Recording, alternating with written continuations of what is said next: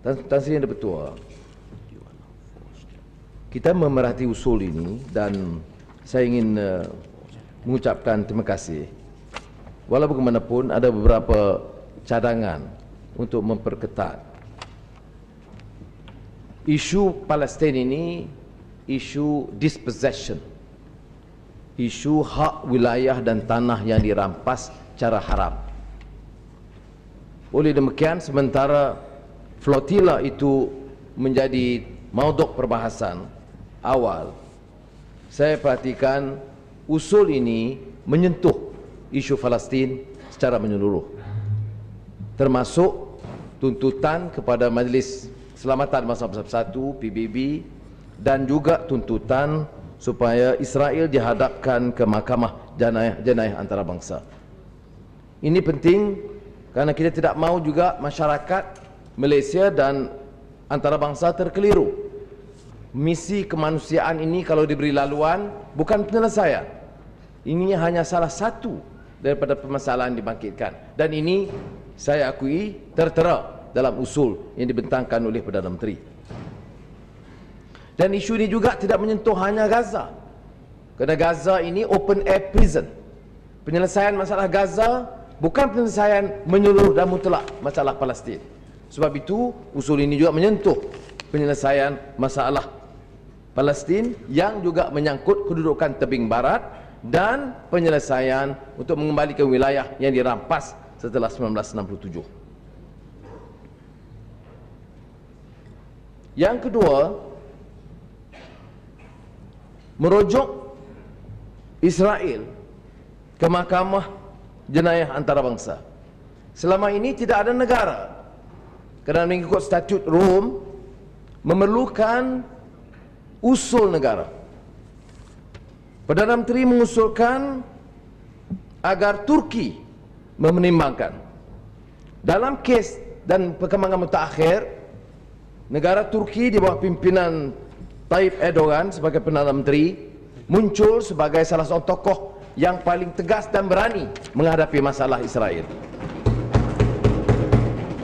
Saya mengusulkan kepada Perdana Menteri supaya bekerjasama dan tidak hanya menyerah kepada Turki. Malaysia bersama-sama mengambil tindakan di bawah peruntukan statut Rom, mengemukakan usul bersama Turki menghadapkan Israel ke Mahkamah Jenayah Antarabangsa.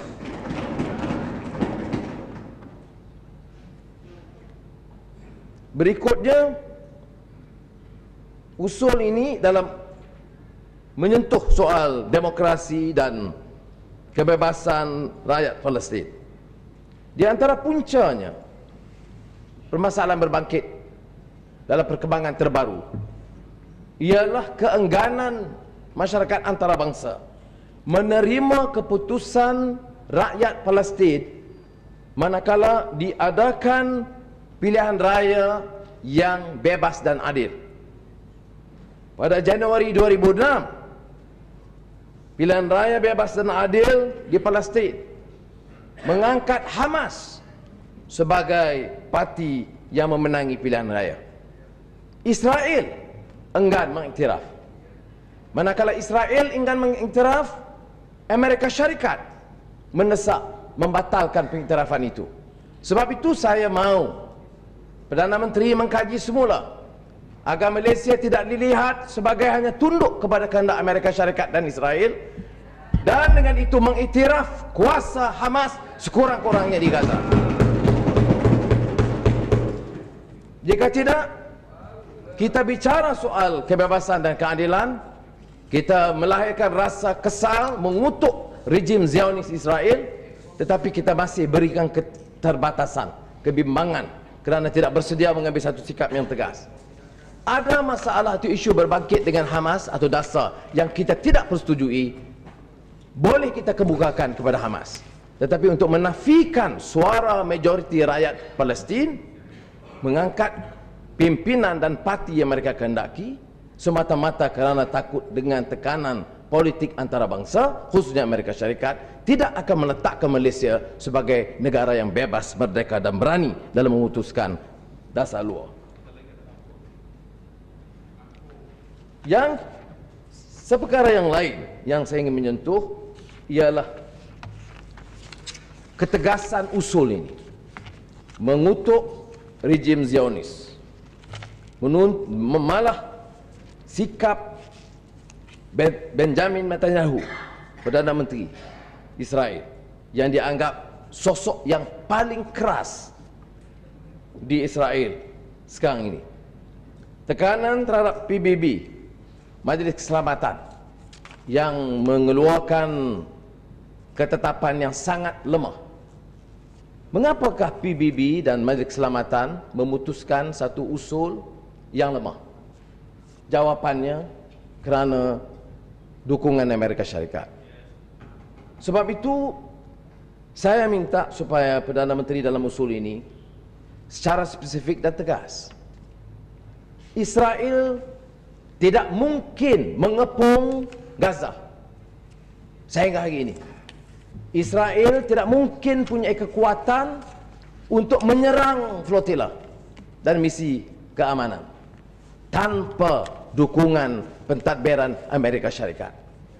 Oleh yang demikian, usul dari Parlimen haruslah melahirkan sikap kita menuntut supaya Amerika Syarikat lebih tegas menghalang Israel, Zionis Israel, daripada terus melakukan kezaliman, kegajaman dan keganasan ke atas rakyat Palestin.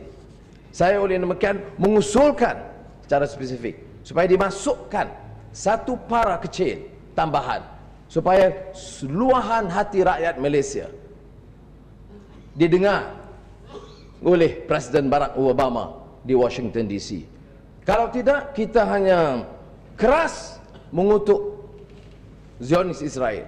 Tak perlu kita singkap semula sejarah satu persatu kekejaman sejak Balfour Agreement sehinggalah serangan kepada misi keamanan. Malah dalam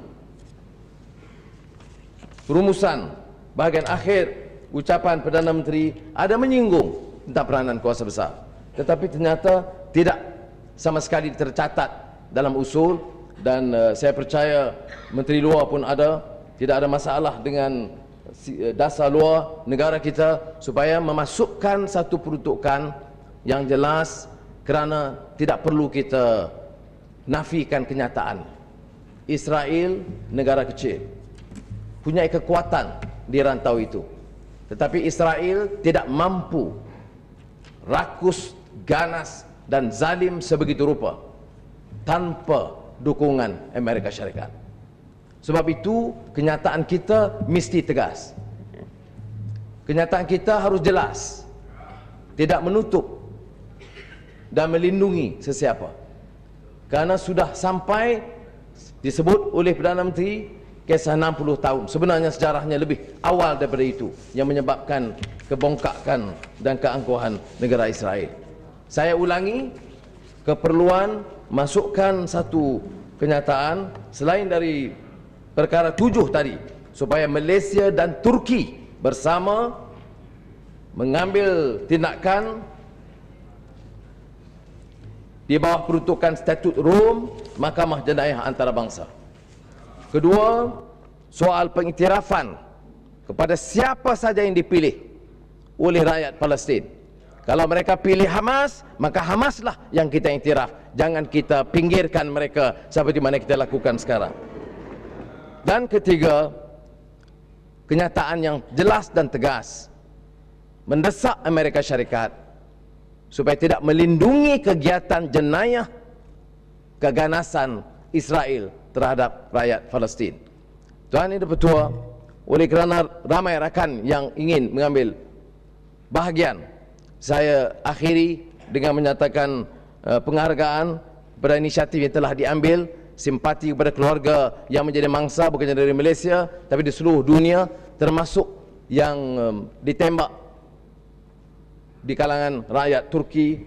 Dan saya alu-aluki juga semangat ditunjukkan untuk memberikan penghargaan kepada rakan-rakan kita yang sanggup berjuang untuk menyampaikan bantuan kepada rakan-rakan keluarga kita di Gaza. Terima kasih.